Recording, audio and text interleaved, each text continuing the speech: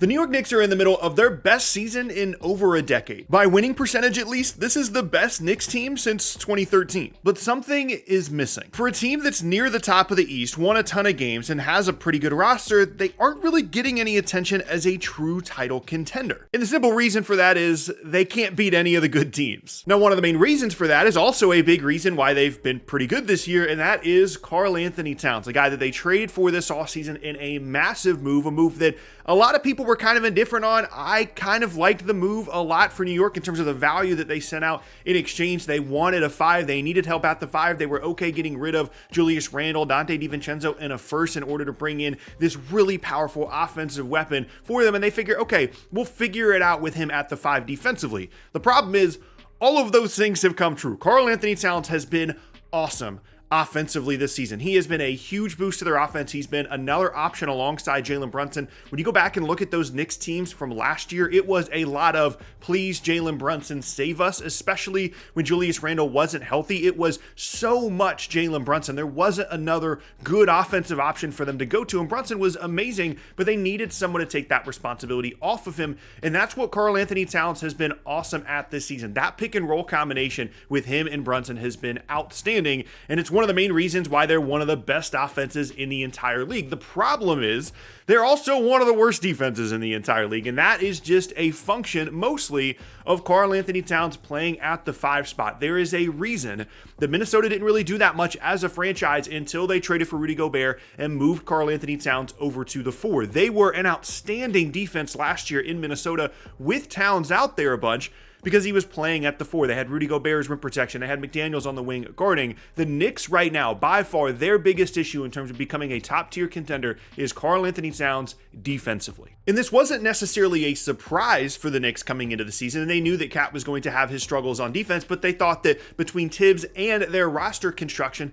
they could just figure it out. They brought in Mikal Bridges. They added OG Anunoby last season. They paid him a ton over the offseason. They thought that that team construction, Josh Hart, a couple of really good defensive wings in Bridges and Anunoby, would be enough for them to be able to hide Cat enough on defense, and it just hasn't been the case. And it's weird to see a Tibbs team have this much of their identity rooted in their offense. This is an offensive identity team, 3rd in offense, 22nd in defense as the recording of this video, and both of those numbers have a lot to do with Karl Anthony Towns, and that's just not good enough in today's NBA. Teams are built now around depth and two-way players, and yes, you can have a really good offense, but the best teams in the league right now are top 10 in both offensive and defensive rating. They play both sides of the ball, and that is the Knicks' biggest issue when it comes to trying to beat these good teams. Their record against good teams is the way that it is because they just can't guard well enough. So that's a big change for the Knicks that has worked both well and not so well. But one of the changes that's worked really well for me lately is the sponsor of today's video, For Wellness. For Wellness is a wellness brand co-founded by Phil Mickelson, and what I want to talk to you about today is coffee. Well, actually, it's their coffee supplement, the good stuff. And right here I have the Focus formula, which has a ton of beneficial ingredients you can just mix right into your morning coffee. And this is perfect for me for 2 reasons. 1, I have coffee literally every day. I have to have my coffee every day to get my work done. And 2,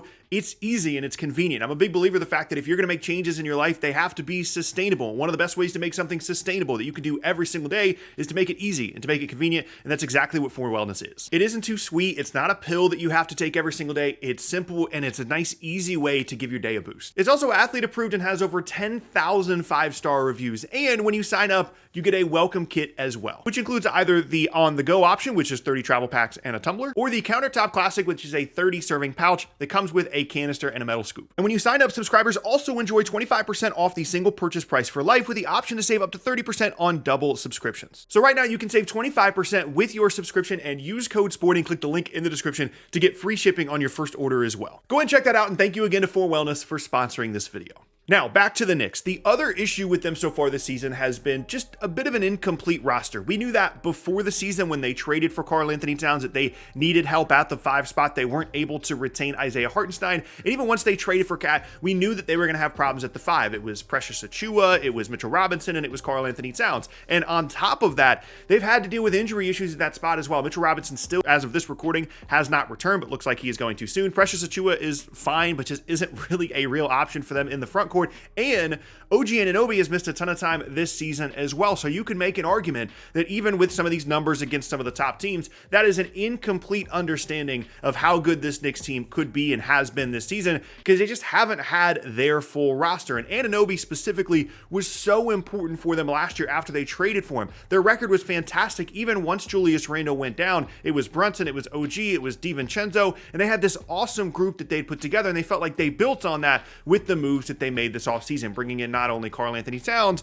but of course Mikal Bridges as well. And that's the other massive part of this. This has been a very up and down season for Mikal Bridges, because it feels like he still hasn't really found his place in the team, and a trend this season has continued from previous seasons where he's kind of breaking down in the middle of the year. Bridges is famous for playing in every single game. He hasn't missed a game in forever, but we're getting to the part of the season where he doesn't look as good offensively, he doesn't have as much lift, he doesn't have as much energy defensively, and that is something that has been the case for him really for the last couple of seasons, going back even to his time in Brooklyn when the Knicks traded for him. Now that might change as we go into the postseason. Maybe they get him some rest, but that's unlikely on a Tom Thibodeau team. And this is a roster that has been built really with the purpose of trying to beat the Boston Celtics. They are the threat in the Eastern Conference. They are the team that teams like the Knicks are trying to beat. And when they brought in OG Anunoby, when they brought in Mikal Bridges, and then added Karl Anthony Towns in the offseason, they had this team that was built to space them out, to have a bunch of spacing, to have multiple offensive threats with Brunson and Cat, but also to have these two wings in OG Anunoby and Mikal Bridges to guard